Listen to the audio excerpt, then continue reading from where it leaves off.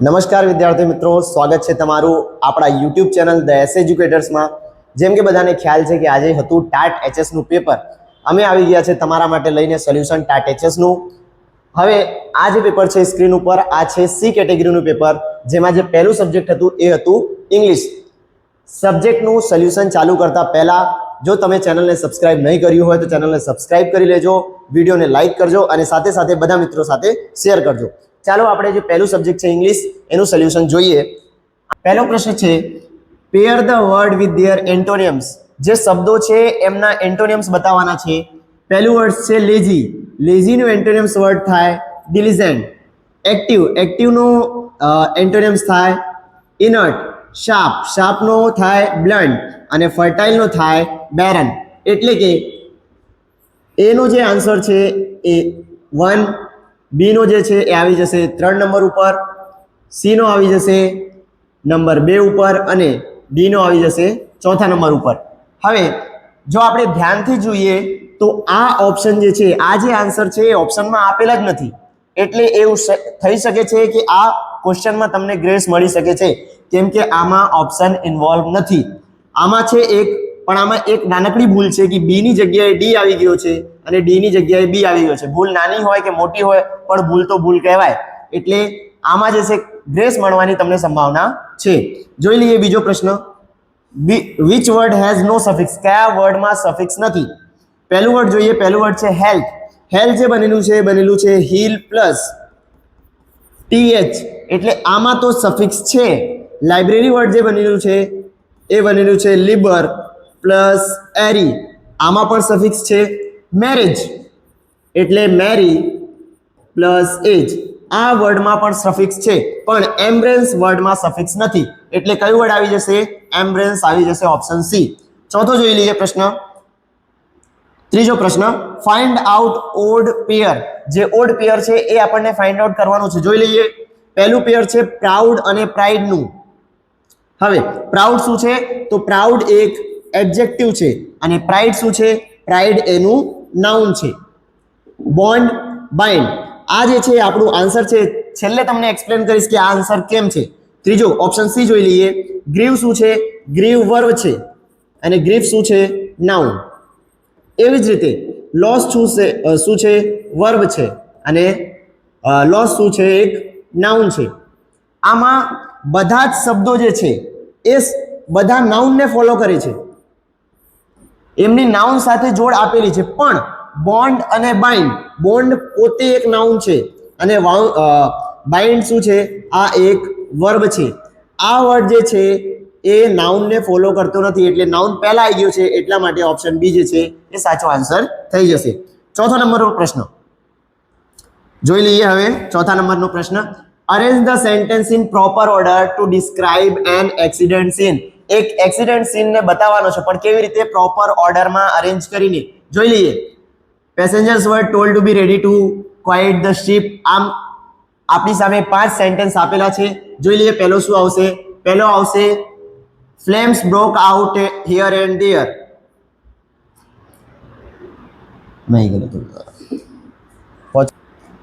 પહેલા નંબર ઉપર આવી જશે smoke oozed up between the planks. બીજા નંબરનો આવી જશે flames broke out here and there. હવે જે ત્રીજા નંબરનો છે એ આવી જશે everyone knew there was fire on board. ચોથો નંબરનો આવી જશે passenger were told to be ready to quit the ship. And last છે 5th નંબરનો છે એ આવી જશે મોસ્ટ પીપલ બોર ધ શોક બ્રેવરલી। એટલે 3 चौथा नंबर यार इसको एक्सप्लेन करने में वो। હવે ચોથા નંબરનો જો પ્રશ્ન છે આમાં શું કરવાનું છે? સેન્ટેન્સને પ્રોપર ઓર્ડરમાં અરેન્જ કરવાનું છે। એક એક્સિડન્ટ સીન છે એને પ્રોપર ઓર્ડરમાં અરેન્જ કરવાનું છે। આ પ્રશ્ન જે છે એનો જે સાચો ઉત્તર છે એ આવી જશે ઓપ્શન નંબર ડી। હવે પાંચમો પ્રશ્ન, select the sentence with almost similar meaning to the sentence. એવા સેન્ટેન્સને સિલેક્ટ કરવાનો છે જેની મીનિંગ સિમિલર હોય। તો જોઈ લઈએ, આમાં લખેલું છે at the moment the duck looked exhausted. Exhausted નું મીનિંગ શું થાય? વેરી ટાયર્ડ, એટલે બહુ થાકી ગયેલું। તો વેરી ટાયર્ડ ક્યાં લખેલું છે? ઓપ્શન નંબર સી એ આપણો સાચો જવાબ થઈ જશે। છઠ્ઠમો પ્રશ્ન, put proper preposition in the blank, he was looking. Dash his lost key, કોઈ પણ વસ્તુ ખોવાઈ ગઈ હોય અને એનો ઢૂંઢવાનો પ્રયત્ન થતો હોય તો ઇંગ્લિશમાં વપરાય લુકિંગ ફોર. સર્ચ માટે, કોઈ પણ વસ્તુને સર્ચ કરવા માટે લુકિંગ ફોર વપરાય. એટલે લુકિંગ પછી કયો પ્રિપોઝિશન આવી જશે? For, option number B. સાતમો પ્રશ્ન જોઈ લઈએ. Dash he finds a job his family will starve. હવે આમાં આવી જશે અનલેસ. અનલેસ એટલે જ્યાર સુધી એને જોબ નહીં મળે, અનલેસ પોતે એક નેગેટિવ વર્ડ છે, જ્યાર સુધી એને જોબ નહીં મળે હિઝ ફેમિલી વિલ સ્ટાર્વ, એની ફેમિલી જે છે એ ભૂખી રહેશે. જોઈ લઈએ આઠમો પ્રશ્ન. The harder you work. આ શું છે? આ છે ડબલ કમ્પેરિઝન. ડબલ કમ્પેરિઝનમાં શું આવે? બંને જ સેન્ટેન્સમાં જે ડિગ્રી હોય એ કમ્પેરેટિવ ડિગ્રી હોય. આમાં આવી ગઈ the harder you work the dash result you will get. આમાં પણ આવી જશે કમ્પેરેટિવ ડિગ્રી. કમ્પેરેટિવ ડિગ્રીનો ફોર્મ ક્યાં આપેલો છે? ઓપ્શન સી ઉપર આપેલો છે, બેટર. હવે જોઈએ નવમો પ્રશ્ન. Select the similar word for inventory. Inventory વર્ડનો સિમિલર મીનિંગ, સિમિલર વર્ડ થાય શેડ્યુલ. દસમો પ્રશ્ન. All the crows are black. બધા ક્રોઝ કેવા છે? બધા કાગડા કેવા છે? બ્લેક છે. We dash find a white crow. બધા કાગડા કાળા છે અને મેં ફાઇન્ડ કર્યું કેવું ક્રો? White crow. તો આ કેવું કહેવાય? રેર કહેવાય. એટલે આમાં આવી જશે રેયરલી, ઓપ્શન નંબર સી. 11મો પ્રશ્ન. Which expression best convey the idea. હવે કયો એક્સપ્રેશન બેસ્ટ આઈડિયાને કન્વે કરે છે? કયો સેન્ટેન્સ જે છે ગ્રામેટિકલી કરેક્ટ છે? જોઈ લઈએ. During the curfew the streets. Streets પછી આવે છે વિયરિંગ. આમાં શું નથી? તો આમાં હેલ્પિંગ વર્બ નથી, એટલે આ સેન્ટેન્સ ગ્રામેટિકલી રીતે ખોટો છે. Option B. During the curfew the streets wore a desolate look. આ જે છે આ આપણો સાચો ઉત્તર છે, સાચો જવાબ છે. ત્રીજો ઓપ્શન પર જોઈ લઈએ. During the curfew the streets have હેડ બંને સાથે આવી ગયા. આવું હોય ના હોય? આ પણ ખોટો છે. During the curfew the street has been wearing desolation look. આ પણ સેન્ટેન્સ ગ્રામેટિકલી રીતે ખોટો છે. કેમ? કેમ કે સ્ટ્રીટ્સ પછી હેઝ ના આવે, હેવ આવે. એટલે આ પણ જવાબ નહીં આવી શકે. જવાબ બી જે છે એ સાચો ઉત્તર છે આપણો. 12મો પ્રશ્ન. What is the correct noun form of the verb compel. Compel વર્ડનું કરેક્ટ નાઉન, કમ્પેલ વર્ડનું જે કરેક્ટ નાઉન થાય ઓપ્શન બી. કમ્પલ્સન થાય એટલે મજબૂરી. 12મો પ્રશ્ન. What is the correct noun form of the verb compel. આ આપણું થઈ ગયું છે ક્વેશ્ચન. ક્વેશ્ચન 13 જોઈ લઈએ. Fill in the blank with the correct preposition. Correct પ્રિપોઝિશનનો યુઝ કરવાનો છે. The committee is totally opposed. Opposed પછી એક ફિક્સ પ્રિપોઝિશન આવે, એ ફિક્સ પ્રિપોઝિશન છે ટુ. એટલે કોઈનો વિરોધ કરવો. અપોઝ ટુ એક ફિક્સ પ્રિપોઝિશન છે. આમાં જે જવાબ છે ઓપ્શન સી આવી જશે. 14મા નંબરનો પ્રશ્ન. Fill in the blanks with appropriate articles. Correct આર્ટિકલનો યુઝ કરવાનો છે. He is dash. આને હાયર ના વંચાય, આને વચાય આયર. આયર વચાય એટલે આમાં શું આવી જશે? એન. એના પછી to the thrown and honest. Honest honest ના વંચાય. શું વંચાય? ઓનેસ્ટ. એટલે આમાં પણ શું આવી જશે? એન. એન કયા ઓપ્શન ઉપર આપેલો છે? Option C. આ છે આપણો સાચો જવાબ. 15મો પ્રશ્ન. Identify the correct verb according to the subject verb agreement. Subject verb એગ્રીમેન્ટનો યુઝ કરવાનો છે અને શું ફાઇન્ડ કરવાનો છે? કરેક્ટ વર્બ ફાઇન્ડ કરવાનો છે. Neither the principal nor the teachers dash present at the meeting yesterday. જ્યારે પણ નીધર અને નોર નો યુઝ થાય તો જે વર્બ છે એ ઓલવેઝ ફોલો કરે છે ક્લોઝ સબ્જેક્ટને. ક્લોઝ સબ્જેક્ટ કયો છે? પ્રિન્સિપલ છે કે ટીચર છે? તો ક્લોઝ સબ્જેક્ટ છે ટીચર્સ. પ્લુરલ છે એટલે શું વપરાશે? વર્બ વપરાશે. આમાં બીજો કોઈ વર્ડ પ્લુરલ છે? હા છે, આર છે. પણ આર કેમ ના વપરાયો? કેમ કે અહીં યસ્ટરડે લખ્યું છે. યસ્ટરડે લખ્યું છે એટલે પાસ્ટ ટેન્સ થઈ ગયું, એટલે શું વપરાય? વર્બ વપરાય. ચાલો પતી ગયું હવે ઇંગ્લિશ. હવે જોઈએ રીઝનિંગનો પ્રશ્ન. પહેલો પ્રશ્ન છે. નીચે ખાલી જગ્યામાં યોગ્ય ગાણિતિક સંજ્ઞા મૂકી સમીકરણ સાચું બનાવવાનું છે. આ જે સમીકરણ આપેલું છે એને સાચું બનાવવાનું છે. યોગ્ય ગાણિતિક સંજ્ઞાનો પ્રયોગ કરવાનો છે. તો આમાં 45 લખેલું છે. જો એના પછી આપણે ભાગાકાર રાખીએ, પછી 9 લખેલું છે એના પછી પ્લસ રાખીએ, અને પછી 5 લખેલું આપેલું છે એના પછી બરાબરનો નિશાની રાખીએ તો શું થઈ જશે? 9 ના ઘડિયામાં 45 કેટલી વખતમાં આવે? તો 5 વખતમાં આવે. પ્લસ 5 એટલે શું થઈ જશે? 10. અહીંયા બરાબરની નિશાની આપેલું છે. જે ઓપ્શન એ છે એ કરેક્ટ રીતે મેચ થાય છે, બધા જ ક્રાઇટેરિયાને ફૂલફિલ કરે છે. એટલે ઓપ્શન એ જે છે એ આપણો સાચો જવાબ થઈ જશે. જોઈ લઈએ 17મો પ્રશ્ન રીઝનિંગનો. દરરોજ સવારે ટાવર એ નો પડછાયો ટાવર બી પર પડે છે. સવારે જો પડછાયો સવાર હોય તો પશ્ચિમ દિશામાં પડે અને સાંજ હોય તો પડછાયો પડે પૂર્વ દિશામાં. ઊંધો થાય છે. સૂર્ય પૂર્વમાં હોય તો પડછાયો પશ્ચિમમાં પડે અને સૂર્ય પશ્ચિમમાં હોય તો પડછાયો પૂર્વમાં પડે. તો એ ટાવરનો પડછાયો ટાવર બી પર પડે છે, એટલે ટાવર એ જે છે એ પૂર્વમાં છે અને ટાવર બી જે છે એ ક્યાં છે? પશ્ચિમમાં છે. છેલ્લે જોઈ લઈએ શું પૂછ્યો છે. સાંજે ટાવર બી નો પડછાયો એ પર પડે છે. સાંજે સૂર્ય ક્યાં હશે? પશ્ચિમમાં હશે, એટલે પડછાયો ક્યાં પડશે? પૂર્વ, એટલે એ ઉપર પડશે. તો ટાવર બી એ ટાવર એની કઈ દિશામાં છે? ટાવર બી ની દિશા પૂછી છે. કઈ દિશા છે ટાવર બી ની? તો પશ્ચિમ દિશા. પશ્ચિમ દિશા કયા ઓપ્શન ઉપર આપેલી છે? ઓપ્શન ડી ઉપર. એ આપણો સાચો જવાબ થઈ જશે. જોઈ લઈએ 18મો પ્રશ્ન. એમ એ પી નો પુત્ર છે. એમ કોણ છે ભાઈ? તો એ પી નો પુત્ર છે. આમાં જોઈ લઈએ. એમ પુત્ર છે. કોનો? પી નો પુત્ર છે. હવે પી શું છે? પિતા છે કે માતા છે? આપણે અત્યારે ખબર નથી. આ પ્લસની સાઇન શું દર્શાવે છે? તો આ મેલ અને ફિમેલ ને દર્શાવે છે. આમાં પ્લસ છે એટલે મેલ, ફિમેલ હોય તો આપણે શું કરીએ? માઇનસ કરીએ. જોઈએ આગળ. ક્યુ એ ઓ ની પૌત્રી છે. આ જે આપેલું છે, જે સેન્ટેન્સ લખેલું છે એનું કઈ કામ નથી પ્રશ્નમાં. આના વગર પણ પ્રશ્ન સોલ્વ થઈ શકાય. જોઈ લો કેવી રીતે. ઓ એ પી નો પતિ છે. ઓ કોણ છે? ઓ કોણ છે? તો પી નો પતિ છે. પતિ છે એટલે પ્લસ આવી જશે, એટલે પી શું થઈ ગઈ? સ્ત્રી થઈ ગઈ. આમાં શું આવી જશે? માઇનસ આવી જશે. એમ નો ઓ સાથે શું સંબંધ છે? એમ નો ઓ સાથે શું સંબંધ છે? તો એમ કોણ છે ભાઈ? પુત્ર છે. કોનો પુત્ર છે? ઓ નો પુત્ર છે. તો આવી જશે ઓપ્શન સી જે છે એ આપણો સાચો જવાબ થઈ જશે. જોઈ લઈએ 19મો પ્રશ્ન. 1, 5, 14, 30 અંતર જોઈ લઈએ. 1 અને 5 માં 4 નો અંતર, 14 અને 5 માં 9 નો અંતર, 14 અને 30 માં 16 નો અંતર. આ 2 નો વર્ગ, આ 3 નો વર્ગ, આ 4 નો વર્ગ. હવે શું આવી જશે? 5 નો વર્ગ. 5 નો વર્ગ કેટલો થાય? 25. આ 25 ને 30 માં એડ કરીએ, કેટલો આવી જશે? 55 આવી જશે. 55 કયા ઓપ્શન ઉપર આપેલો છે? ઓપ્શન એ ઉપર. ઓપ્શન એ જે છે એ આપણો સાચો જવાબ થઈ જશે. નેક્સ્ટ અને 20મો ક્વેશ્ચન. નીચેમાંથી બાકીના સંખ્યાઓથી જુદી પડતી સંખ્યા કઈ છે? કઈ સંખ્યા જે છે બાકીના સંખ્યાઓથી જુદી છે? આ 16 4 નો વર્ગ, 25 5 નો વર્ગ, 36 6 નો વર્ગ, પછી 144 12 નો વર્ગ, 196 14 નો વર્ગ, 225 15 નો વર્ગ. આ સંખ્યા કોઈ સંખ્યાની વર્ગ નથી, એટલે 62 જે છે એ જુદી સંખ્યા છે. એ જ આપણો રાઈટ આન્સર થઈ જશે, ઓપ્શન બી. જોઈ લઈએ હવે આપણો 21મો પ્રશ્ન. 4 બાળકો એક જ હારમાં બેઠા છે. એ બી ની બાજુની સીટ પર છે. જે એ છે એ ક્યાં છે? બી ની બાજુની સીટ ઉપર છે, પણ સી ની બાજુ નહીં. સી ની બાજુ કોણ નથી? તો એ નથી, એટલે સી ક્યાં આવી જશે? અહીં આવી જશે. જો સી એ ડી ની બાજુમાં બેઠો ન હોય, સી જે છે એ ડી ની બાજુમાં નથી બેઠેલો, એટલે ડી ક્યાં આવી જશે? અહીં આવી જશે. તો ડી ની બાજુની સીટમાં કોણ બેઠું હશે? ડી ની બાજુની સીટમાં કોણ છે? એ છે. એ કયા ઓપ્શન ઉપર છે? ઓપ્શન ડી ઉપર છે. ઓપ્શન ડી જે છે એ આપણો સાચો જવાબ થઈ જશે. જોઈ લઈએ હવે આપણો નેક્સ્ટ જે ક્વેશ્ચન છે. નીચે આકૃતિમાં દર્શાવ્યા મુજબ 8 વ્યક્તિઓ કેન્દ્રની સામે મુખ રાખીને બેઠા છે. કેન્દ્રની સામે મુખ છે એમનું.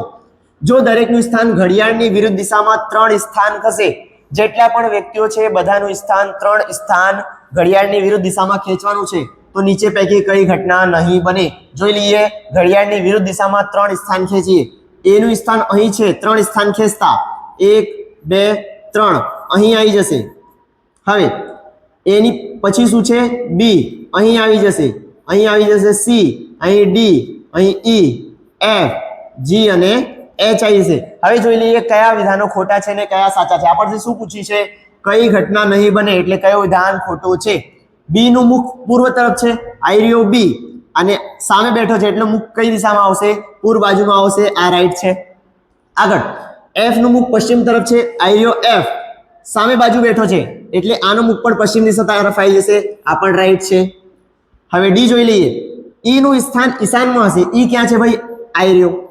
એનું સ્થાન ઈશાનમાં છે, તો હા આ દિશા કહેવાય નૈઋત્ય, આ કહેવાય વાયવ્ય, આ કહેવાય ઈશાન અને આ કહેવાય અગ્નિ. હવે શું કીધું? ઈનું સ્થાન ઈશાનમાં છે, તો હા ઈનું સ્થાન ઈશાનમાં છે. આ પણ રાઈટ જવાબ થઈ જશે. તો જે રોંગ આન્સર છે, ગલત આન્સર છે, કયું છે? Option C. આને પણ જોઈ લઈએ. એનું સ્થાન અગ્નિમાં છે. શું એનું સ્થાન અગ્નિમાં છે? ના, એનું સ્થાન ક્યાં છે? નૈઋત્યમાં છે. જોઈ લઈએ આપણો 23મો ક્વેશ્ચન. એક વિદ્યાર્થી દક્ષિણ તરફ 12 કિલોમીટર અંતર કાપે છે. દક્ષિણ તરફ જાય છે કેટલા કિલોમીટર 12 કિલોમીટર 12 કિલોમીટર દક્ષિણ તરફ ગયો પછી જમણી બાજુ વળે છે પછી ત્યાંથી વળે છે જમણી બાજુ અને કેટલો કિલોમીટર જાય છે 10 કિલોમીટર જાય છે ફરી જમણી બાજુ વળે ફરી જમણી બાજુ વળે અને કેટલો કિલોમીટર જાય છે ફરી 12 કિલોમીટર જાય છે હવે તો તે વિદ્યાર્થી પ્રસ્થાન બિંદુ કયું છે આ છે બિંદુથી કેટલો દૂર છે ભાઈ જોઈ લો આ શું છે 10 કિલોમીટર તો આ પણ શું હશે 10 કિલોમીટર એટલે એ વ્યક્તિ પ્રસ્થાન બિંદુથી કેટલો કિલોમીટર દૂર છે 10 કિલોમીટર દૂર છે કયા ઓપ્શન ઉપર આપેલું છે ઓપ્શન નંબર ડી એ આપણો સાચો જવાબ થઈ જશે 24મો પ્રશ્ન જોઈ લઈએ ઓડિટોરિયમ શબ્દનો ઉપયોગ કરી કયો શબ્દ ના બને એ જ શબ્દ ના બને જેમાં આ બધી સ્પેલિંગમાંથી સ્પેલિંગ મૂકી ના હોય એના ઉપરાંત કોઈ સ્પેલિંગ આવશે કોઈ લેટર આવશે તો એ શબ્દ નહીં બને જોઈ લો પહેલો વર્ડ છે એડમિન શું ઓડિટોરિયમમાં એન નો ઉપયોગ છે ના નથી એટલે આ સ્પેલિંગ બની શકે નહીં ઓપ્શન એ જે છે સાચો જવાબ થઈ જશે આગળનો પ્રશ્ન જોઈ લઈએ શ્રેણીમાં આગળનું પદ કયું આવશે શ્રેણી પૂછી છે અને એમાં આગળનું પદ બતાવવાનું છે એ 11 બીબી 48 સીસી 927 ડીડી 1664 એ બી સી ડી આગળ શું આવી જશે ઈ આવી જશે હવે જોઈએ આમાં કયા લોજિકનો પ્રયોગ કર્યો છે 1 નો વર્ગ અને 1 નો ઘન 2 નો વર્ગ 4 2 નો વર્ગ 8 2 નો ઘન 8 3 નો વર્ગ 9 અને 3 નો ઘન 27 4 નો વર્ગ 16 અને 4 નો ઘન 64 હવે આપણે શું કરીશું 5 નો વર્ગ એટલે 25 અને 5 નો ઘન શું થાય 5 નો ક્યુબ એટલે ઘન થાય 125 કયા ઓપ્શન ઉપર આપેલું છે ઓપ્શન સી આ આપણો થઈ જશે સાચો જવાબ આગળ જોઈએ 26મો પ્રશ્ન આગળની આકૃતિઓ મુજબ છેલ્લી આકૃતિમાં ક્વેશ્ચન માર્કમાં કઈ સંખ્યા આવશે જોઈ લઈએ આમાં આપેલું છે હવે 8 ના ઘડિયામાં 48 કેટલી વખતમાં આવે તો 6 વખતમાં આવે એવી જ રીતે 14 ના ઘડિયામાં 42 કેટલી વખતમાં આવે તો 3 વખતમાં આવે 6 નું 3 વડે ગુણતા કેટલું આવે 18 આવે આવી જ રીતે આમાં પણ છે 21 ત્યાં 63 થઈ જશે પછી 9 × 5 45 થઈ જશે હવે 5 થી 15 થઈ જશે એટલે આ પણ બંધ બેસે છે આગળ જોઈ લઈએ એવી જ રીતે આ જ ટ્રીકનો પ્રયોગ આગળ કરવાનો છે 56 ને 8 વડે ભાગાકાર કરતા કેટલું મળે 7 મળે એવી રીતે 17 ના ઘડિયામાં 51 કેટલી વખતમાં આવે 3 વખતમાં આવે 3 ને 7 વડે ગુણતા કેટલો મળે 21 મળે કયા ઓપ્શન ઉપર આપેલો છે ઓપ્શન ડી ઉપર આપેલો છે ઓપ્શન ડી જે છે આપણો સાચો જવાબ થઈ જશે નેક્સ્ટ ક્વેશ્ચન 27મો પ્રશ્ન જોઈ લઈએ આપેલ વિધાનના સારાંશ માટે શું સાચું છે વિધાન ભારત બહુવિધ ભાષાઓનો દેશ છે હા છે બહુવિધ ભાષાઓનો દેશ છે બહુ બધી ભાષાઓ ભારતમાં બોલવામાં આવે છે હવે સારાંશ આપેલું છે બધા ભારતીયોને એકથી વધુ ભાષા શીખવી જોઈએ શું આવું નિયમ છે શું આ મેન્ડેટરી છે કે બધા ભારતીયોને એકથી વધુ ભાષાઓ આવવી જોઈએ ના આવું નથી એટલે આ વિધાન તો ખોટો છે આગળ જોઈએ દરેક દેશ બહુવિધ ભાષાઓ ધરાવે છે શું બધા દેશોમાં એકથી વધારે ભાષાઓ છે ના આવું પણ નથી એટલે આ વિધાન પણ ખોટું છે બંને વિધાન ખોટા છે એટલે ઓપ્શન નંબર જે સી છે એ આપણો કરેક્ટ આન્સર થઈ જશે બંને સારાંશ ખોટા છે આગળનો પ્રશ્ન જોઈ લઈએ જો ઘડિયાળમાં 5:40 વાગ્યા હોય તો દર્પણ પ્રતિબિંબમાં કેટલો સમય બતાવશે દર્પણ પ્રતિબિંબ કાઢવા માટે ઓલવેઝ જે કિંમત આપણે જે સમય આપણને આપેલું હોય એ સમયને 11:60 માંથી બાદ કરવાનું હવે 11:60 માંથી જો 5:40 ને બાદ કરીએ તો કેટલું મળે 0 થી 0 ગયો 6 માંથી 4 જતા 2 આવે 11 માંથી 5 જતા 6 આવે એટલે કેટલે આવી ગયું 6 ને 20 6 ને 20 કયા ઓપ્શન ઉપર આપેલું છે ઓપ્શન સી ઉપર આ આપણો થઈ જશે રાઈટ જવાબ 29મો પ્રશ્ન એક લીપ યરમાં કેટલા કલાક હોય ભાઈ લીપ યર ના હોય તો કેટલા કલાક હોય લીપ યર ના હોય તો કલાક હોય 8760 હવે લીપ યર આવી ગયું એટલે એક દિવસ વધી ગયું એક દિવસ વધ્યો એટલે કેટલો કલાક વધ્યો 24 કલાક વધ્યો 24 કલાક વધ્યો એટલે કેટલો આવી જશે સરવાળો કરતા 4 6 ને 2 8 7 ને 7 ને 8 નો 8 8784 ઓપ્શન સી ઉપર આપેલો છે ઓપ્શન સી જે છે આપણો રાઈટ આન્સર થઈ જશે 30મો પ્રશ્ન જો પ્લસ નો અર્થ ગુણાકાર થતો હોય અને માઈનસ નો અર્થ ભાગ થતો હોય અને માઈનસ નો અર્થ भाई ये तो थोड़ा ऊपर ना दिख नहीं रहा माइनस હવે 30મો પ્રશ્ન જોઈ લઈએ જો પ્લસ નો અર્થ ગુણાકાર થાય પ્લસ નો અર્થ શું થાય? ગુણાકાર થાય. માઇનસ નો અર્થ પ્લસ થાય, માઇનસ નો અર્થ પ્લસ થાય, અને ગુણાકાર નો અર્થ શું થાય? ભાગાકાર થાય. આ બધી સાઇન જે છે એ મૂકેલી જ છે. અહીં આવી જશે ગુણાકાર, અહીં આવી જશે પ્લસ, ને અહીં આવી જશે ભાગાકાર. જોઈ લઈએ. પહેલો બ્રેકેટ સોલ્વ થાય. 5 ને 6 વડે ગુણતા કેટલો આવે? 30 આવે. 30 માં 6 નો સરવાળો કરતા કેટલો આવે? 36 આવે. અને છેલ્લે થાય ભાગાકાર. 36 ને 12 વડે ભાગાકાર કરતા કેટલો મળે? 3 મળે. 3 કયા ઓપ્શન ઉપર છે? ઓપ્શન બી ઉપર છે. ઓપ્શન બી જે છે એ આપણો સાચો જવાબ થઈ જશે. જોઈ લે. ચલો હવે આપણે આવી ગયા છીએ ટાટ એચએસની જે પરીક્ષા 12મી એપ્રિલ લેવાઈ પ્રિલિમ પરીક્ષા, એનું સોલ્યુશન લઈને અમે તમારી સામે આવી ગયા છીએ. જો વિડીયો સારો લાગ્યો હોય તો તમારા મિત્ર વર્તુળો બધાને શેર કરજો, અને હજુ સુધી જો અમારા ચેનલ ધી એસએ એજ્યુકેટરને સબસ્ક્રાઇબ ના કરી હોય તો સબસ્ક્રાઇબ કરવાનું ભૂલતા નહીં. હાલ જ સબસ્ક્રાઇબ કરો. ચાલો શરૂ કરીએ. 31મો પ્રશ્ન શું કીધું છે? 1956માં આવેલ બ્લૂમ ટેક્સોનોમી વર્ગીકરણમાં વર્ષ 2001માં શું ફેરફાર થયો? શું મુખ્ય ફેરફાર થયો? ઓકે, તો ફેરફાર કોણે કર્યા હતા? તો આજે ફેરફાર કર્યા હતા એ કર્યા હતા લોરિસ એન્ડરસને. શું કર્યું હતું તેમણે? સ્તરોનું પુનઃનામાંકન. અને સ્તરોનું જે પુનઃનામાંકન કર્યું એમાં જે સૌથી ટોચનું સ્તર છે સંશ્લેષણ, એનું નામ બદલીને કરી નાખ્યું હતું સર્જન. A is the right answer. Okay, એ સાચો જવાબ આવશે. ચલો આગળ જોઈએ. બીજો પ્રશ્ન 32મો પ્રશ્ન શું કીધું છે? આપેલા પ્રાપ્તાંકોનું પ્રમાણ વિચલન શોધવાનું છે. ઓકે, પ્રાપ્તાંક કયા છે? 10, 20, 30, 40, 50. ઓકે, ચલો આનો સોલ્યુશન મેં કર્યું છે, જોઈ લઈએ નેક્સ્ટ પીપીટીમાં. ઓકે, વિચલનનું સૂત્ર શું છે? તો વિચલનનું સૂત્ર છે sigma x minus x bar નો whole square upon n under રૂટમાં. ઓકે, આ સૂત્ર છે. હવે x બાર શું છે? x બાર એટલે કે મધ્યક. મધ્ય સૂત્ર બધાને આવડતો હશે. જેટલા પ્રાપ્તાંકો છે 5 પ્રાપ્તાંકો, બધાનો સરવાળો કરવાનો ભાગ્યા 5 કરવાનું.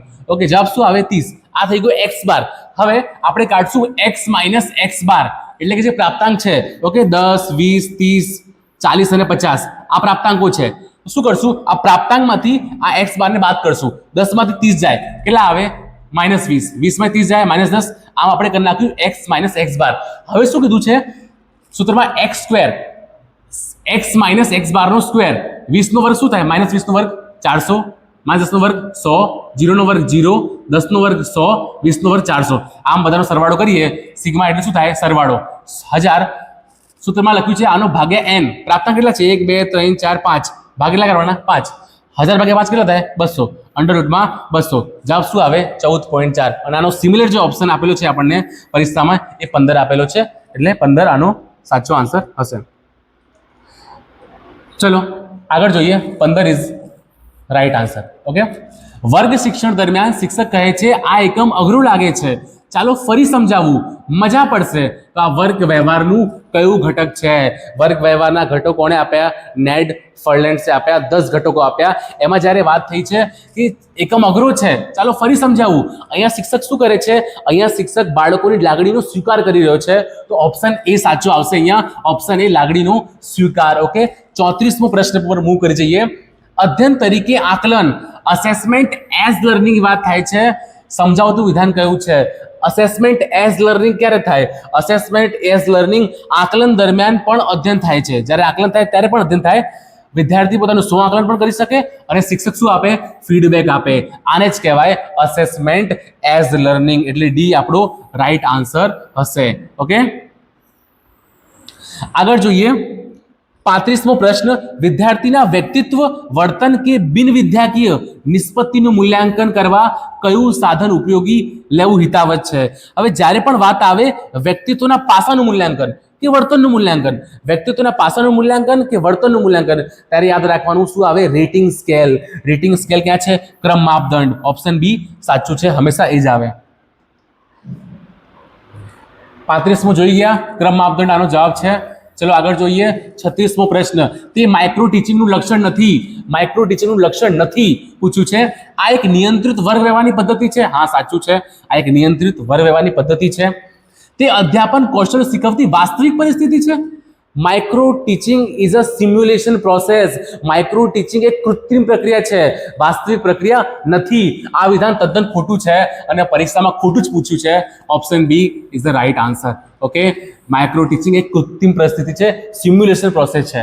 તેમાં એક જ સમય એક જ કૌશલ્ય શીખવામાં આવે છે. બિલકુલ સાચું છે. તે નિશ્ચિત સમય અવધિમાં હોય છે. હા, અવધિ પણ એની ફિક્સ હોય છે. આગળ જોઈએ, તે મૂલ્યાંકનનું લક્ષણ નથી. 37મો પ્રશ્ન છે, તે મૂલ્યાંકનનું લક્ષણ નથી. મૂલ્યાંકન સતત ચાલતી પ્રક્રિયા છે, કન્ટિન્યુઅસ પ્રોસેસ છે. બિલકુલ સાચું વિધાન છે. તો મૂલ્યાંકન પરિવર્તનશીલ લક્ષી છે. મૂલ્યાંકન ફ્લેક્સિબલ હોય, ચેન્જેબલ હોય. સાચું છે. આ પણ મૂલ્યાંકન શિક્ષણને ગતિશીલ બનાવે છે. શિક્ષણને ગતિશીલ વધારે, શિક્ષણને ખૂબ જ આગળ લઈ જાય છે. આ પણ સાચું છે. આપણને તો ખોટું પૂછ્યું ને. મૂલ્યાંકન એ શિક્ષણનું સાધ્ય છે? ના, મૂલ્યાંકન એ શિક્ષણનું સાધન છે. શું છે? સાધન છે. આગળ વધીએ આપણે પ્રશ્ન નંબર 38 ઉપર. જો કોઈ કસોટીનું કઠિનતા મૂલ્ય 0 થી 100 માં વિચારવામાં આવે તો તેનું મૂલ્ય કેટલું હોવું જોઈએ? તમારું પેપર લેવાયું, પેપર કેવું હોવું જોઈએ? ના સાવ અઘરું હોવું જોઈએ, ના સાવ સહેલું હોવું જોઈએ, મીડિયમ હોવું જોઈએ. એવું જ પેપર આવે છે. તો આપણે પણ જોવાનું છે 10 થી 20 વચ્ચે આટલું સહેલું પેપર હોવું જોઈએ? ના. 20 થી ઓછું હોવું જોઈએ? આટલું સહેલું પણ નહીં. 20 થી 80 ની વચ્ચે. આ એકદમ રાઈટ આન્સર એનો આવશે. 20 થી 80 ની વચ્ચે એનું કઠિનતા મૂલ્ય હોવું જોઈએ. જોઈએ 39 પ્રશ્ન. વક્રરેખા સમધારણ હોવાના બદલે વચ્ચેના ભાગેથી વધુ અણીદાર હોય તો આ ખામીને શું કહેવાય છે? તો આ ખામીને કહેવાય છે, ઓપ્શન નંબર એ માં આપેલું છે, ચર્પટકુદ્દા. આ રાઈટ આન્સર એનો આવશે. ચાલો મૂવ કરીએ ક્વેશ્ચન નંબર 40 ઉપર. પોતાના કાર્યોમાં સુધારણા લાવવા માટે કાર્ય કરનાર દ્વારા જ હાથ ધરવામાં આવે. જે કાર્ય કરનાર દ્વારા હાથ ધરવામાં આવે, સંશોધનો શું કહે છે? જ્યારે કોઈ સ્થાનિક પરિસ્થિતિ હોય, કોઈ શિક્ષક હોય, સ્થાનિક પરિસ્થિતિ, ગામની પરિસ્થિતિ, એનું સોલ્યુશન લાવવું હોય તો આપણે શેનો ઉપયોગ કરીએ છીએ? એક્શન રિસર્ચનો ઉપયોગ કરીએ છીએ.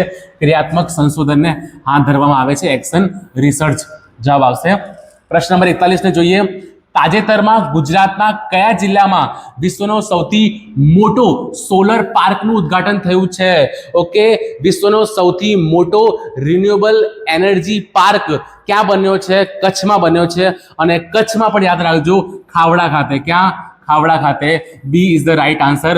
યાદ રાખજો, કચ્છ. ઓકે, વિડીયો ગમતો હોય તો ચેનલને સબસ્ક્રાઇબ કરજો અને વિડીયો તમારા તમામ મિત્રો જોડે જરૂરથી શેર કરજો. ઓકે, 42મો પ્રશ્ન. ગગનયાન મિશન પહેલા અવકાશમાં જનાર ભારતના પ્રથમ હ્યુમનોઇડ રોબોટનું નામ શું છે? પ્રથમ હ્યુમનોઇડ રોબોટ કયો હતો? તો આ હતો વ્યોમમિત્ર. કોણ હતો? વ્યોમમિત્ર. કોણે ડેવલપ કર્યું? તો આ કર્યું ઈસરોએ. કોણે કર્યું? ઈસરોએ. ફૂલ ફોર્મ શું છે? Indian science research organisation. ક્યાં આવેલી છે? બેંગ્લોરમાં આવેલી છે. બધાને ખ્યાલ હશે જ. ક્વેશ્ચન નંબર 43 ઉપર મૂવ કરી જઈએ આપણે. એક શાળામાં ધોરણ 9 અને ધોરણ 10 ના વિદ્યાર્થીઓ ફાઇનાન્શિયલ લિટરસી અને એન્વાયરમેન્ટલ અવેરનેસ વિષયો શરૂ કરવામાં આવ્યા છે. આ પ્રેક્ટિસ NEP 2020 ના કયા સિદ્ધાંત રજૂ કરે છે? તો જે આ બધી સ્કિલ છે એ 21st સેન્ચુરીની સ્કિલ છે.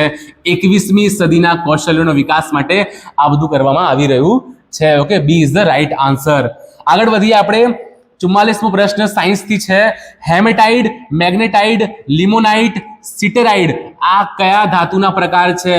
આ બધી અયસ્ક છે. કોની અયસ્ક છે? આયરનની અયસ્ક છે, લોખંડની અયસ્ક છે. શું આવે આન્સર? એ, લોખંડ. આગળ જોઈએ 45મો પ્રશ્ન. 21 lessons for the 21st century પુસ્તકના લેખક કોણ છે? ખૂબ જ સારી પુસ્તક છે. કોણે લખી છે? યુવલ નોઆ હરારીએ લખી છે. યાદ રાખજો, મોસ્ટ ઇમ્પોર્ટન્ટ પ્રશ્ન છે, આગળ પણ પૂછાઈ શકે છે. પ્રશ્ન નંબર 46 ઉપર જોઈએ. કેળવણી એ એક ધ્રુવી પ્રક્રિયા છે. આ વિધાન નીચેના પૈકી કયું યોગ્ય છે? ઓકે, આ પ્રશ્નને આપણે મોક ટેસ્ટમાં પણ ડિસ્કસ કર્યો અને પહેલાના વિડીયોમાં, જેને ના જોયે જરૂરથી જોજો. ઓકે, કેળવણી એક ધ્રુવી પ્રક્રિયા છે. હવે વાત કરીએ, જ્યારે વાત થાય કેળવણી એક ધ્રુવી તો કોની વાત થાય? કેળવણી માત્ર શિક્ષક કેન્દ્રીય પ્રક્રિયા છે. જ્યારે વાત થાય જેમ્સ એડમ્સના કેળવણી દ્વિધ્રુવી પ્રક્રિયા છે, ત્યારે શું થાય છે? વિદ્યાર્થી અને શિક્ષક. અને જ્યારે વાત થાય કેળવણી ત્રિધ્રુવી પ્રક્રિયા છે, ત્યારે વિદ્યાર્થી, શિક્ષક અને સમાજ. તો એ વાત કરી છે એક ધ્રુવી. તો એક ધ્રુવીમાં કોણ હોય? ખાલી શિક્ષક જ હોય. શિક્ષક કેન્દ્ર સ્થાને હોય છે. સી રાઈટ આન્સર આવશે આમાં. કેળવણી એટલે 47મો પ્રશ્ન આપણો, માહિતી પ્રદાનની પ્રક્રિયા. કેળવણી એટલે માત્ર માહિતી, નોલેજ શેરિંગની. ઓકે, આ પ્રક્રિયા છે માહિતી, ઇન્ફોર્મેશન? ના, એકદમ નેગેટિવ છે. જ્ઞાનનું ડહાપણમાં રૂપાંતરની પ્રક્રિયા. સાચું છે, જ્ઞાનનું ડહાપણમાં રૂપાંતરની પ્રક્રિયાને કેળવણી કહેવાય. સ્વાવલંબનની પ્રક્રિયા પણ સાચું છે, સ્વાવલંબનની પ્રક્રિયા. સત્યની શોધ અને પૂર્ણત્વના આવિષ્કારની પ્રક્રિયા આ પણ સાચું છે. એટલે કે વિધાન બીજો, ત્રીજો અને ચોથો કયા ઓપ્શનમાં છે? C is the right answer. Okay, એકદમ એક્યુરેટ આન્સર કી છે. જોઈએ 48મો પ્રશ્ન. કેળવણીનો એક ઉદ્દેશ આત્મ સાક્ષાત્કાર છે. નીચેનામાંથી કયું વિધાન આત્મ સાક્ષાત્કારને યોગ્ય રીતે રજૂ કરે છે. ઓકે, સેલ્ફ એક્ચ્યુઅલાઇઝેશન કોણ કરે છે? માનવને પોતાની મહત્તાઓ અને મર્યાદાનું જ્ઞાન થવું. હા, જો માનવને પોતાની મહત્તા અને મર્યાદાનું જ્ઞાન થઈ જાય તો એને આત્મ સાક્ષાત્કાર થઈ જાય છે. ઓપ્શન એ રાઈટ આન્સર છે. આગળ જોઈએ આપણે પ્રશ્ન નંબર 49. શું કહેવા માંગે છે? શિક્ષણની કઈ વિચારધારા તત્વજ્ઞાનના આધારભૂત તત્વ તરીકે વિજ્ઞાનની અદ્યતન પદ્ધતિઓનો ઉપયોગ કરે છે? વિજ્ઞાનની અદ્યતન પદ્ધતિઓ એટલે કે વાસ્તવિક જ્ઞાન સાથે જોડવું, પ્રત્યક્ષ અનુભવ સાથે જોડવું જ્ઞાનને. આ વાત કોણ કરે છે? તો આ વાત થાય છે વાસ્તવવાદમાં થાય છે, એટલે કે રિયલિઝમમાં થાય છે. B is the right answer. 50મો પ્રશ્ન શું છે? શિક્ષણ વ્યક્તિના સ્વરુચિ, રસરુચિ, ક્ષમતા, જરૂરિયાતો અનુસાર વિકાસ માટે છે.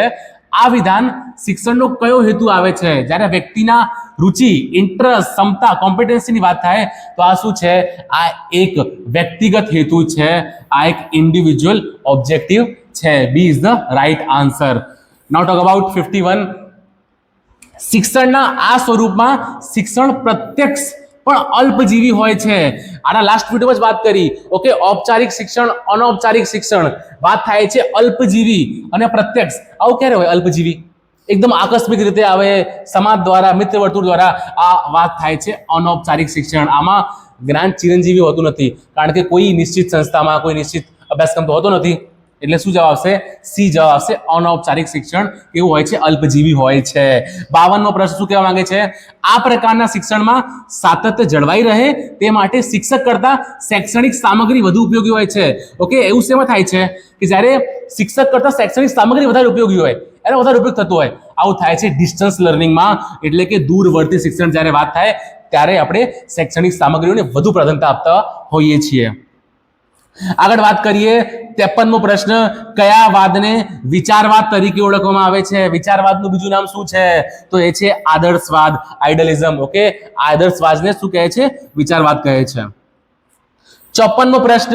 શિક્ષણમાં એવા વિષયોનો સમાવેશ કરવો જોઈએ કે જે બાળકોને જીવનમાં ઘણા ઉપયોગી હોય. આ વિચાર કયા વાદનો છે? ઓકે, આ વાદ કયો છે? તો આ વાદ છે વ્યવહારવાદ. ઓકે, વ્યવહારવાદ આની વાત કરે છે કે જે પણ જ્ઞાન આપો એ તેના જીવનમાં ઉપયોગી હોય એવું જ્ઞાન આપો. વ્યવહારવાદની વાત કોણે કરી હતી? જોન ડ્યુએ કરી હતી. અને વ્યવહારવાદનું બીજું નામ શું છે? પ્રેગ્મેટિઝમ. આ પણ એનું બીજું નામ છે. ચલો આગળ જોઈએ. 54મો પ્રશ્ન આપણી સામે છે. ક્વેશ્ચન આપણે જોઈ ચૂક્યા છીએ. વ્યવહારવાદ આવશે આનો સાચો જવાબ. 55મો પ્રશ્ન આપણી સામે આવી ગયો છે. પ્રકૃતિવાદી દર્શન અનુસાર કિશોરાવસ્થા માટે અભ્યાસક્રમ કેવો હોવો જોઈએ? ઓકે, પ્રકૃતિવાદી જીન જેક રૂસો શું માને છે? કેવું હોવું જોઈએ અભ્યાસક્રમ? પુસ્તકીય જ્ઞાન નહીં. હા, પુસ્તક જ્ઞાન ના હોવું જોઈએ. મુક્ત શિક્ષણ આપે તેવો અભ્યાસક્રમ હોવો જોઈએ. બિલકુલ સાચું વિધાન છે. કેવું હોવું જોઈએ અભ્યાસક્રમ? તો અભ્યાસક્રમ પુસ્તકીય જ્ઞાન નહીં પરંતુ મુક્ત શિક્ષણ, ઓપન ટીચિંગ આપે એવું હોવું જોઈએ. ધર્મવાળું, આ બધા ખોટા વિધાનો છે આપણી સામે. 56મો પ્રશ્ન શું કીધું છે? ગુજરાતી સાહિત્ય ના ઇતિહાસ સાથે ઓકે આ ડિસ્કસ કરશે આપણા અંકુશ સાહેબ. એમને હું ઓવર કરું છું. મિત્રો, બધાને આ વિડીયો શેર કરજો અને ચેનલને સબસ્ક્રાઇબ. ઘણા લોકો વિડીયો જોવે છે પણ સબસ્ક્રાઇબ કરતા નથી. ઓકે, તો અમારા ચેનલમાં દરરોજ ડેલી બેઝ ઉપર તમને આવા ઉપયોગી અને બેસ્ટ ક્વોલિટી કન્ટેન્ટ ધરાવતા વિડીયો તમને ડેલી બેઝ મળતા રહેશે. એટલે અમારા ચેનલ સબસ્ક્રાઇબ જરૂરથી કરજો. Okay, over to Ankush sir. જોઈ લઈએ હવે શિક્ષણના વર્તમાન પ્રવાહો અને સામાન્ય જ્ઞાનના જે આગળના પ્રશ્નો છે. ચાલો શરૂ કરીએ હવે. Question number 56. ગુજરાતી સાહિત્યના ઇતિહાસ સાથે બંધ બેસતું વિધાન પૈકી કયું છે? કયું વિધાન એવું છે જે ગુજરાતી સાહિત્ય માટે બંધ બેસે છે? પ્રેમાનંદ ભટ્ટ અને શામળ ભટ્ટ એ સગુણ ભક્તિ પરંપરા સાહિત્યમાં મુખ્ય હતા. બીજું, નરસિંહ મહેતા અને અખો નિર્ગુણ ભક્તિ પરંપરા સાહિત્યકાર માટે વધુ જાણીતા બન્યા હતા. નર્મદ દલપતરામ અને મીરા એ સુધારક યુગના કવિઓ તરીકે ઓળખાયા. કે ઓપ્શન ડી, રામનારાયણ વિશ્વનાથ પાઠક, ઉમાશંકર જોશી, પન્નાલાલ પટેલ વગેરે આધુનિક યુગના કવિઓ કહેવાયા. હવે આમાં જે છે આ પ્રશ્નમાં ઓપ્શન ડી જે છે એ આપણો રાઈટ આન્સર છે, કેમ કે આ જે કવિઓનો ઉલ્લેખ અહીંયા થયો છે એ બધા કવિઓ આધુનિક યુગના કવિઓ તરીકે કહેવાયા છે.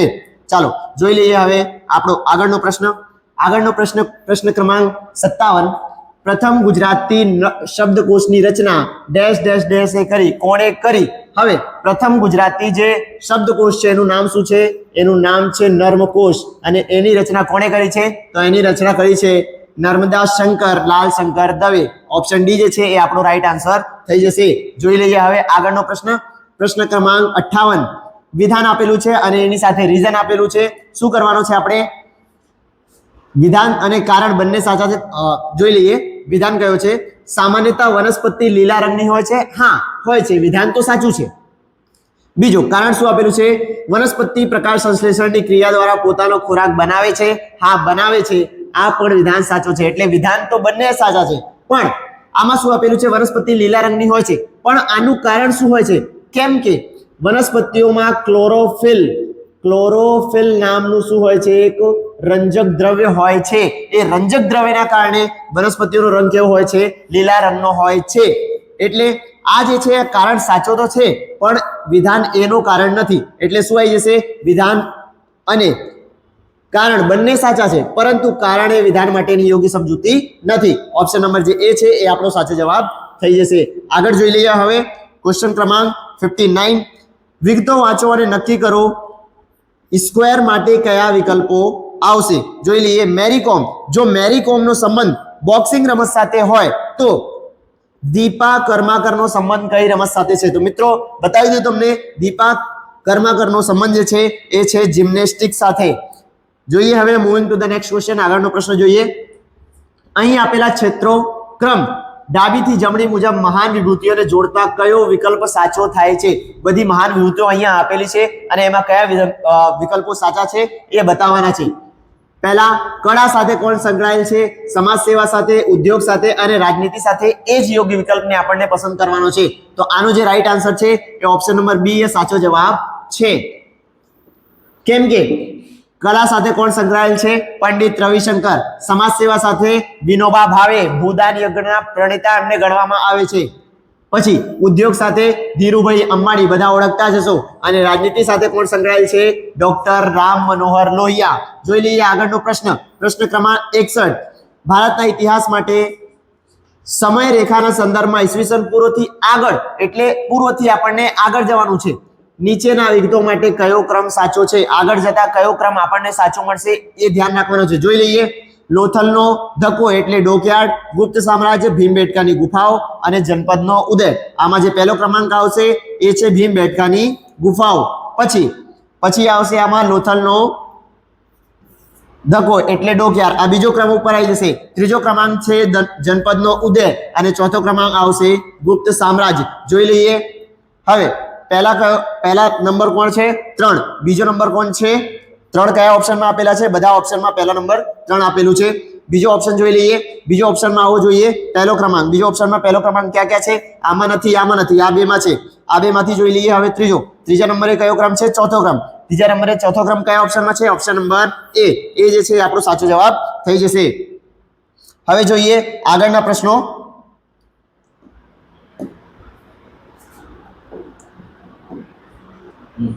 હવે આપણો આગળનો પ્રશ્ન 62મો પ્રશ્ન છે. સપ્ટેમ્બર 2025 સુધીની માહિતી મુજબ યુનેસ્કો દ્વારા ઘોષિત ન થયેલ વિશ્વ વિરાસત સ્થળ કયું છે? એવું સ્થળ જેણે યુનેસ્કોએ વિશ્વ વિરાસત ઘોષિત ન કર્યો હોય એવું સ્થળ કયો છે? એ છે વડનગર શહેર, ગુજરાત. આનું નામ જે છે એ યુનેસ્કોની નોમિનેશનમાં છે, પણ અત્યાર સુધી યુનેસ્કોએ આને ઘોષિત કર્યો નથી. હવે જોઈએ આગળનો પ્રશ્ન 63મો પ્રશ્ન. અહીં આપેલા વિકલ્પોમાંથી ભારતની નદીઓને તેના ઉદ્ગમ સ્થાન સાથે જોડતો સાચો વિકલ્પ પસંદ કરવાનો છે. નદીઓ આપેલી છે અને એના ઉદ્ગમ સ્થાન આપેલા છે. એમના સાથે જે વિકલ્પ સાચો બેસતો હોય એ પસંદ કરવાનો છે. જોઈ લઈએ.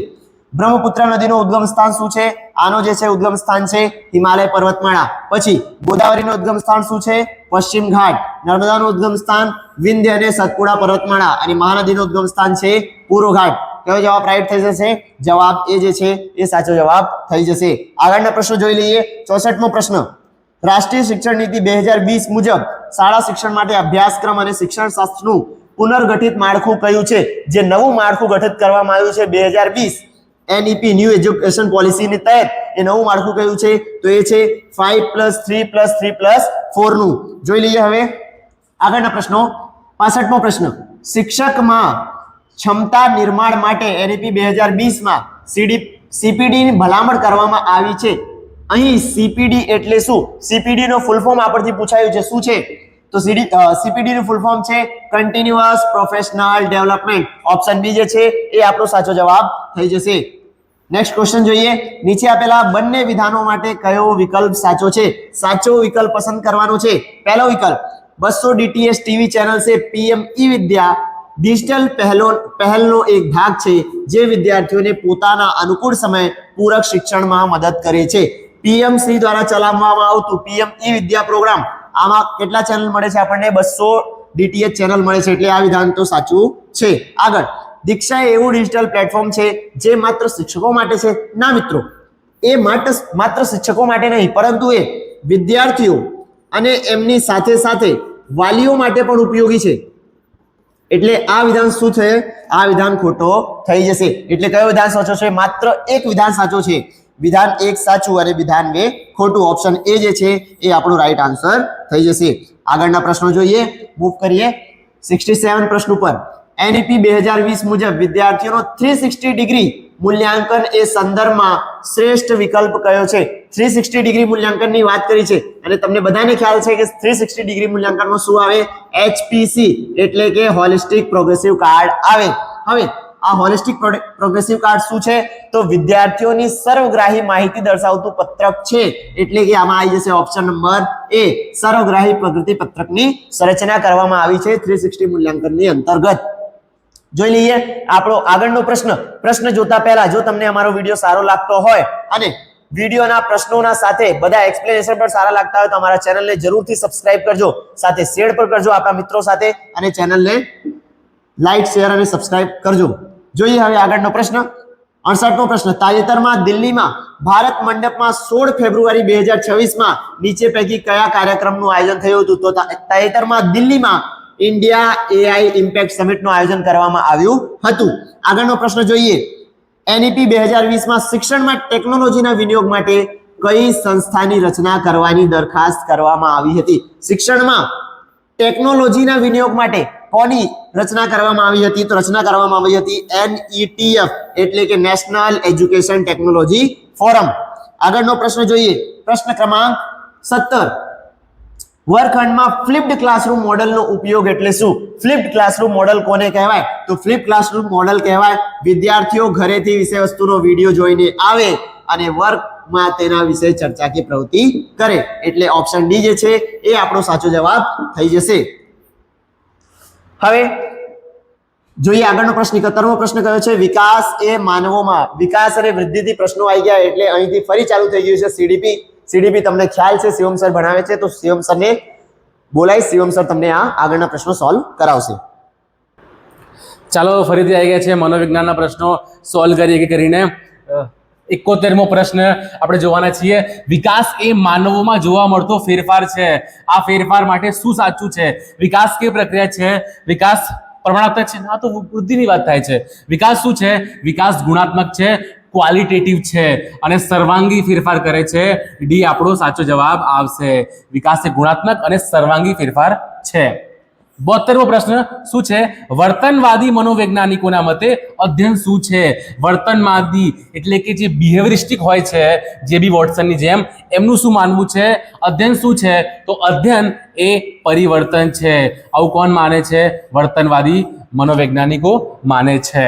આગળ જોઈએ આપણે 73મો પ્રશ્ન. અધ્યયન એ જ્ઞાન મેળવવાની, યાદ રાખવાની અને ઉપયોગ કરવાની સક્રિય માનસિક પ્રક્રિયા છે. અધ્યયન વિશેનો આ દ્રષ્ટિકોણ કોનો છે? તો જે આ દ્રષ્ટિકોણ છે સંજ્ઞાનવાદી જે મનોવૈજ્ઞાનિકો છે, જેમ કે આપણા જીન પિયાજે અને બ્રુનર, આમનું માનવું છે કે એક સક્રિય માનસિક પ્રક્રિયા છે. જવાબ શું આવશે સાચો? જ્ઞાનવાદી મનોવૈજ્ઞાનિકોનું આવું માનવું છે. જીન પિયાજે અને બ્રુનર આમાં આવશે. Okay, B is the right answer. 74મો પ્રશ્ન જોઈએ હવે. હાર્વર્ડ ગાર્ડનરનો મલ્ટિપલ ઇન્ટેલિજન્સ સિદ્ધાંત 7 પ્રકારની માનસિક શક્તિઓ છે. કોઈ વ્યક્તિમાં આ 7 પૈકી અવકાશીય શક્તિ, સ્પેશિયલ જે ઇન્ટેલિજન્સ એ વધારે હોય તો એની સંભાવના શું છે? શું હશે? વૈજ્ઞાનિક કે સાયન્ટિસ્ટ હશે, કવિ હશે, ટીચર કે શિલ્પકાર? તો એ હશે આર્કિટેક્ચર હશે.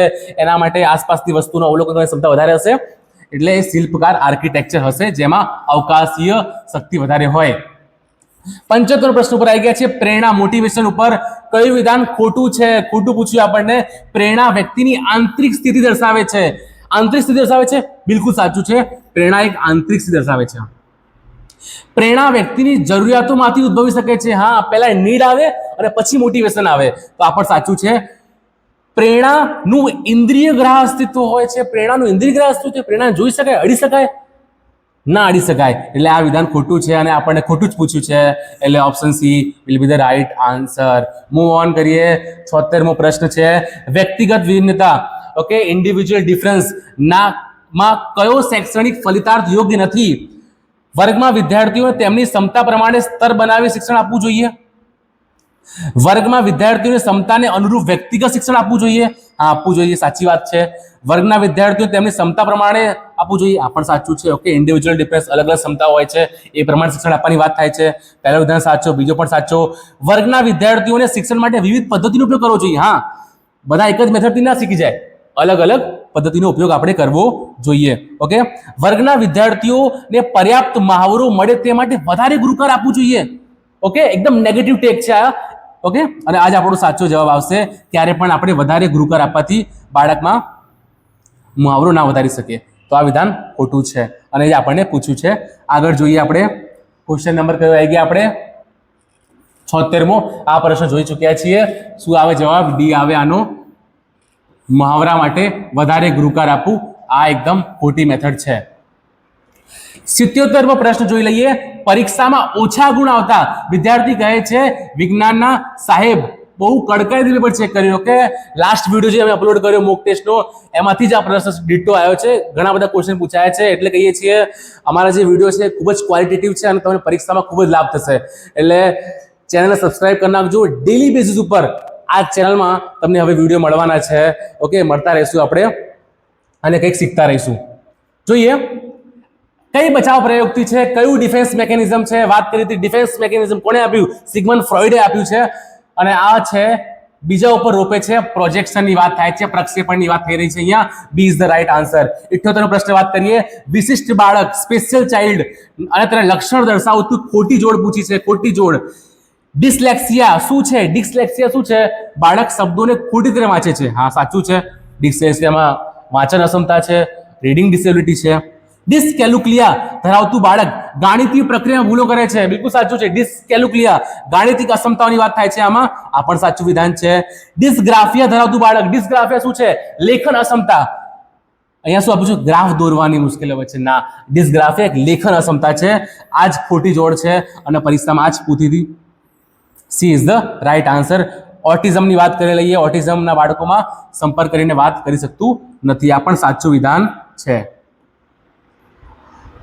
79 ક્વેશ્ચન ઉપર આવી ગયા છે. સૂચના મુજબ 1 થી 5 તમને યોગ્ય લાગતા અંક નીચે મુજબ ખાનામાં ટીક કરો અને ગણિત વિશે તમને કેવું લાગે છે. ઓકે, આ ગ્રાફ આવેલો છે.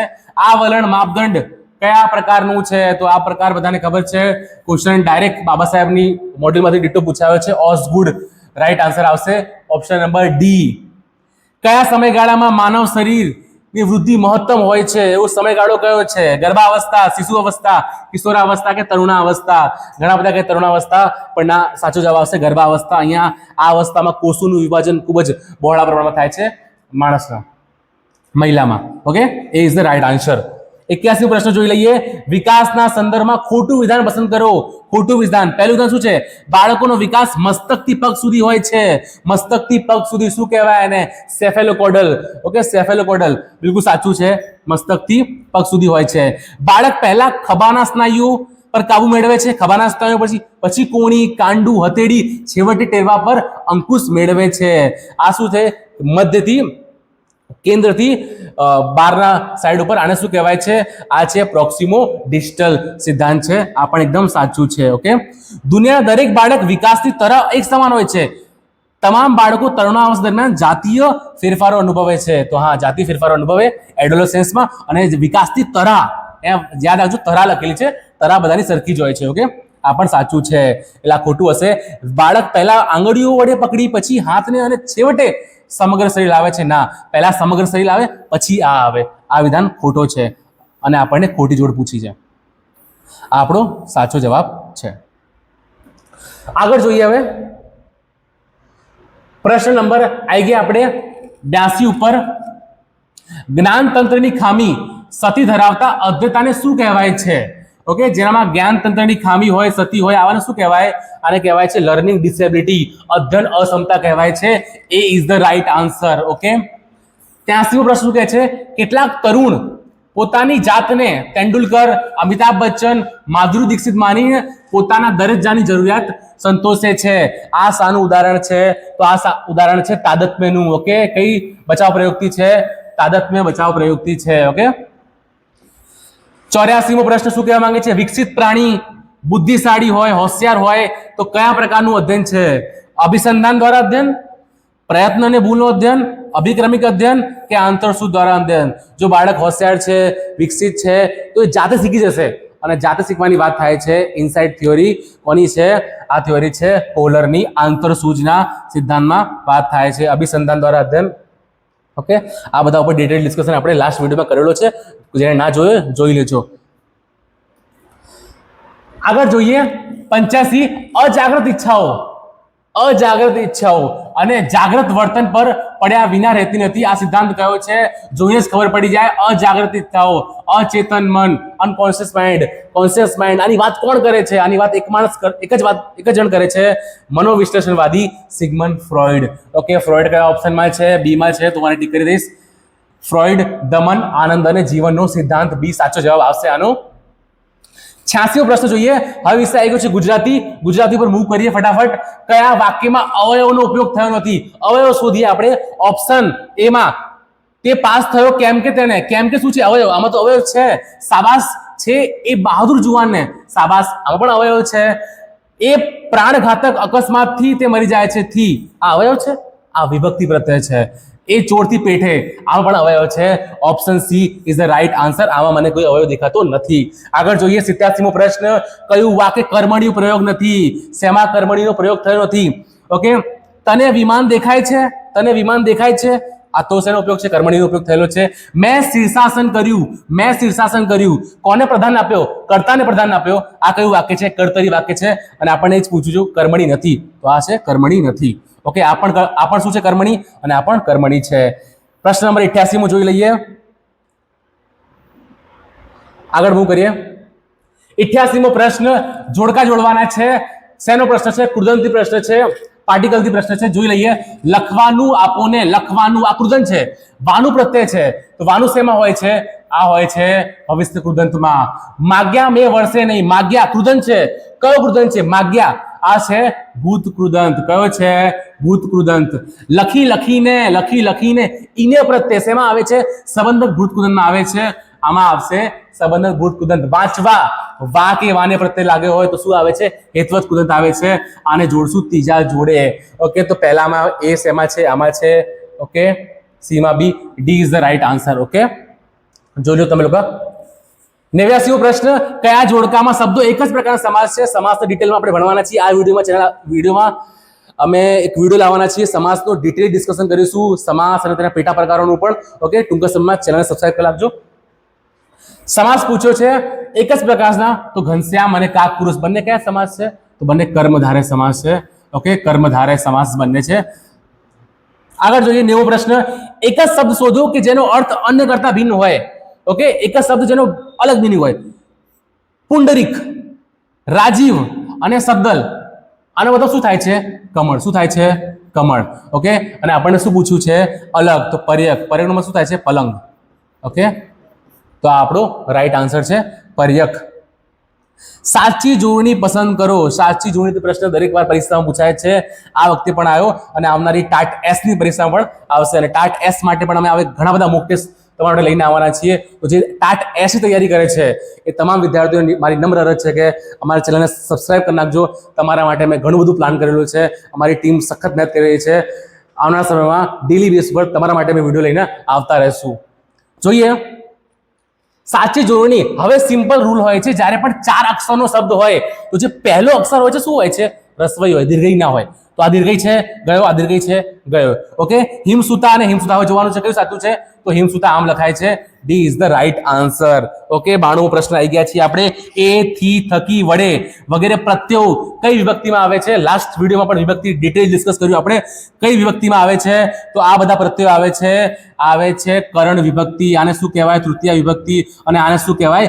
સાધન વિભક્તિ કહેવાય છે. ઓકે, આ થી પ્રત્યય તો આમાં પણ આવે છે અપાદાનમાં, પણ આ બધા પ્રત્યયની વાત થયેલી છે. ડી આપણો રાઈટ આન્સર હશે, કરણ વિભક્તિ. આગળ મૂવ કરી જઈએ આપણે. ક્વેશ્ચન નંબર આવી ગયા છીએ 93 ઉપર. પોતાની વાતને કે વિષયને સ્પષ્ટ કરવાનો પ્રયત્ન કરવા ગદ્ય કયા પ્રકારનું ગદ્ય છે?